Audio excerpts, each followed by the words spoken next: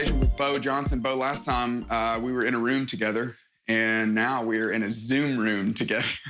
We are indeed, as we have been in many a Zoom room together.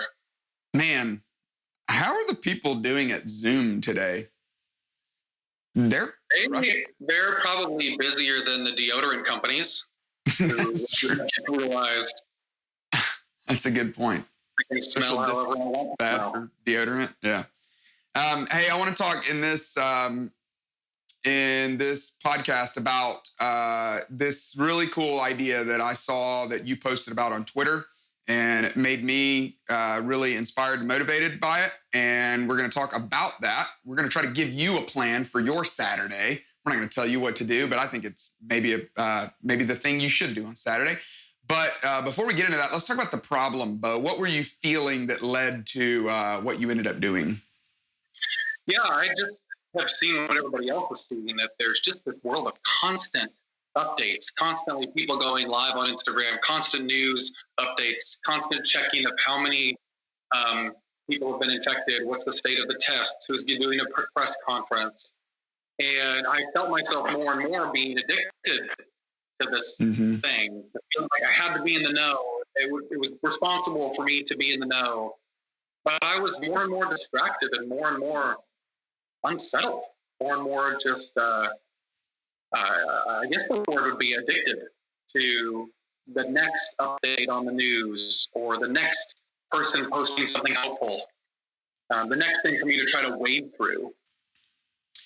My problem, I felt addicted to my screens, and screens plural, before this complete radical change in life. But even more so now, because now I spend every day, instead of face-to-face with people and physical interactions, obviously spend it. I mean, I feel like the whole day I'm on a Zoom call with someone, and my kids are the same. I mean, all their homework now is on a computer. Yes. I talked to some friends of mine who go to a school that subscribes to classical education. And part of the classical education experience is they have a very low tolerance for screens. And that was kind of hilarious to talk to them about that, because they're doing all of their classical education now on a screen, which is not the way it was meant to be. But we're just... And my kids are like, we didn't get to watch a show today. I'm like, you looked at a computer screen for 5 hours. And then this rattled me is you get your notifications how much screen time you had. I don't know if this happened to you, but same. Last week I got to do, and my screen time was up like 40% or something ridiculous. And I just thought, I need a break. Mine was up 20%. My eyes needed a break. My mind needed a break. But yet I felt this tension of, don't I need to be a responsible leader and responsible human to know everything that's going on? And I just decided that the value of my self and soul being centered and me being present with my family was more important than me getting every update of every minute. So I tweeted on Friday night. I wish I should have just pulled the tweet up, but the tweet said something like, you know what we're going to do tomorrow? We're going to play outside, and we're going to go for a walk, and we're going to climb a hill and throw dirt. And you know what we're not going to do? We're not going to be on a screen tomorrow. We're taking a Saturday Sabbath from screens. Mm-hmm. Did you tell Nicole you were going to do this? Nicole would love if we did this every Saturday. My kids would love if I was more disciplined about having my phone not being distracting from them. And I've had the moment, I'm sure lots of parents have had, of I feel like they're over exaggerating, but my kids are like, you're always on your phone. You're always on your phone. Well, I just decided, as my friend Joey Odom says, to put my phone in its place.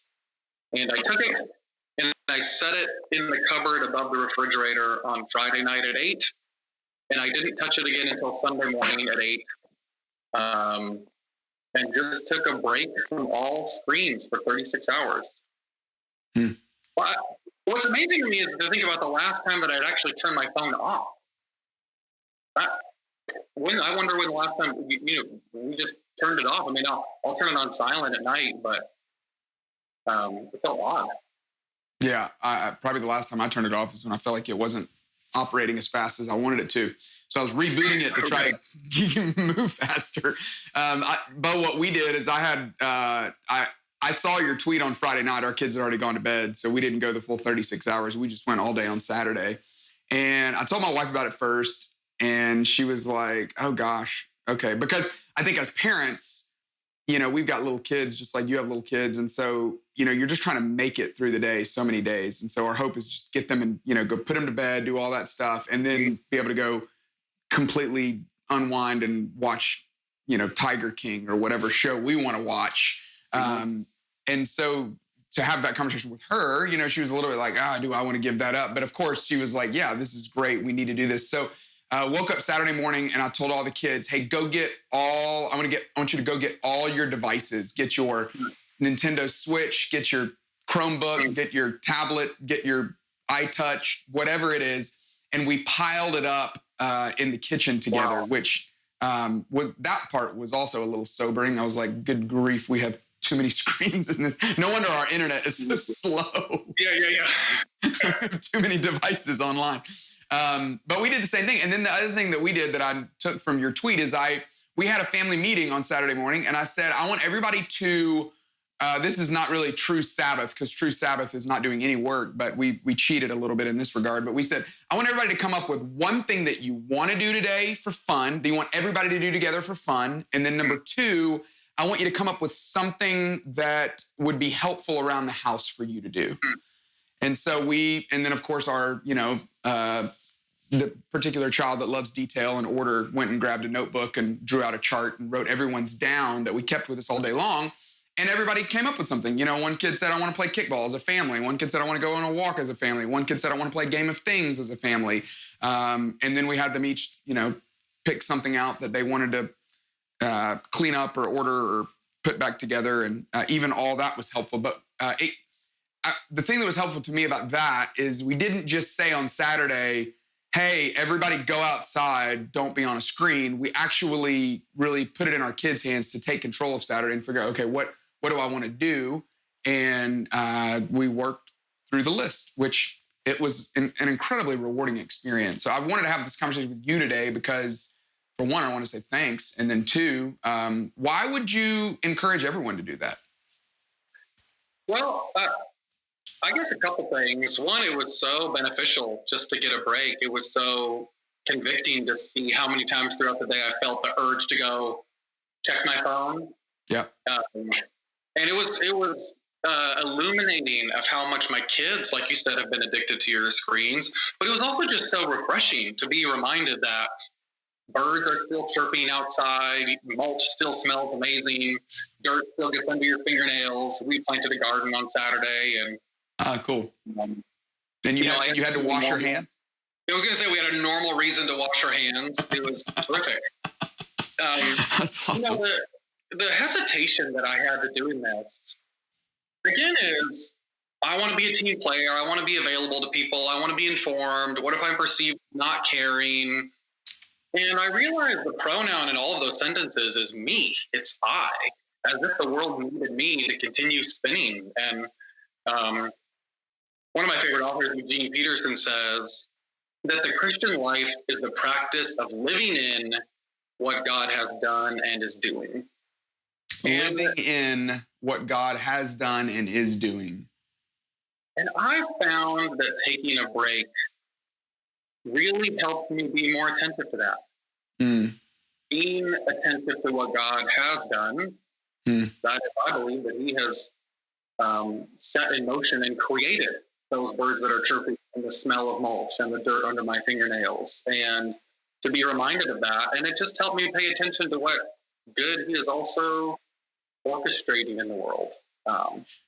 Which I think that's always important to do, but I think it might be even more important right now. There's so much in the news right now about what is God's perspective of this, and did God cause this pandemic? I don't know if God caused this pandemic, but I do know that God is doing a lot in the middle of this pandemic, and He's using you, and He's using people in our church, and He's using our kids to bring life to people in the middle of a really dark season. And the worst thing might be us being so our nose so stuck in our phone that we miss what he's doing.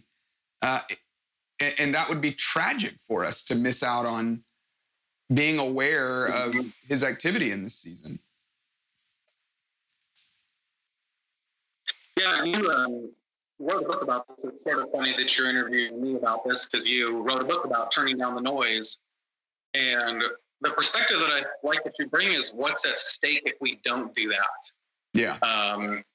Would you just talk a little bit about that? What's at stake for us if we don't set aside space to just turn off the noise?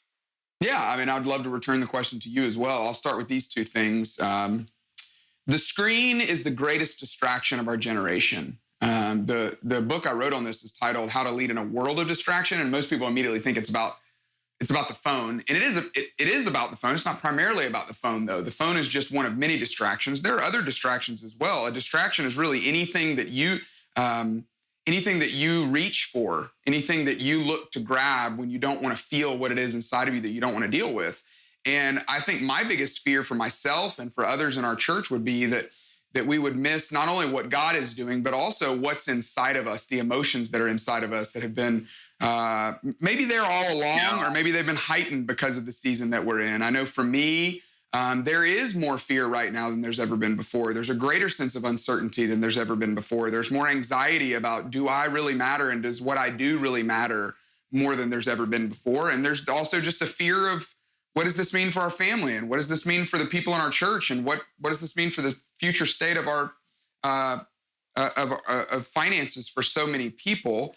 And the worst thing I could do is just continue to look to my phone, keep my nose in my phone and distract myself from dealing with that issue. But God wants us all to deal directly with that emotion. That emotion is a messenger. It's trying to tell us something, but it doesn't mean that it's right. And it doesn't mean that it deserves to drive our car.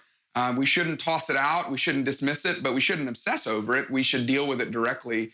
I think that's one of the things that we miss out on if we continue to just stay glued to the screens all the time. But then the second thing is we miss out on relationship. We miss out on being present with those that we love. And, one of my biggest concerns for myself and our church as well in this season is that all of us, we live such busy lives, and we've all said it, gosh, I wish I could just slow down and have a day to just do whatever it is that our family wants to do. Well, good news, you have it now. The noise has been turned down. The pace has definitely slowed, and we're in a season where we're getting to do some of the things that we've always said we wanted to do, but now we're complaining about that. No, I wish I could go back to life as normal. So I just would hate to miss taking advantage of the relationship that I can now have with my kids, getting to do, eat more meals with them, getting to be around them more. I had a guy in my men's group say this week, gosh, I feel like I'm really getting to know my kids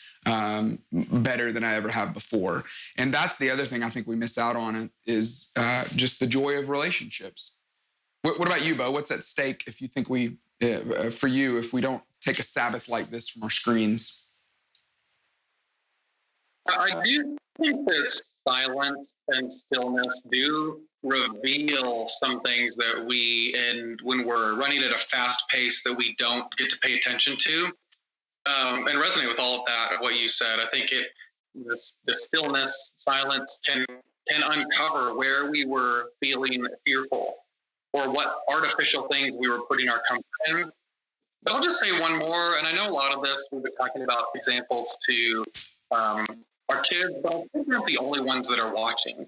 And when the world sees us looking to get our sense of stability and comfort from right here, that's not the place that as followers of Jesus, we ultimately have our stability. So whether it's a neighbor or a family member or a roommate or a kid who's watching, I just think what's at stake right now is how the world sees that we, as followers of Jesus, have a supernatural peace that is not dependent on our circumstances or on the latest mistakes. It is that we are rooted and centered in the resurrection life of Jesus, that he's invited us to participate in, and that because of him, he has already conquered the thing that any of us would be the most afraid of. I love that. So I just want to encourage everybody. This is real simple, but hopefully practical short podcast to say, hey, let's do it. Let's do it together. You know, what if we really started a thing out of this, that we're going to do a screen-free Saturday? It's really the only day to do it. For those of you that have kids in school, they're glued to the screens Monday to Friday. We've got church on Sunday, which is online. Saturday's our only day. This is probably something we should be doing at all times. I talked to a good friend of mine named Annie Downs a couple of months ago about this topic, and she said, you know, as a single adult, this is even more scary because my phone is what I have to keep me company. But I would just say, whether you have a family, whether you're single, whether it's just you and your spouse, take advantage of this opportunity that we have, and maybe lean on relationships harder than you ever have before. Maybe face the fear head on of what it would be like to be disconnected. But there's power in it. It's a spiritual discipline for us to remind ourselves that God is the one who holds the whole world in his hands, and not our phone for sure, and definitely not our screen. So, Beau, thank you. Thanks for the idea. Thanks for putting it on Twitter, and thanks for leading our church in that way.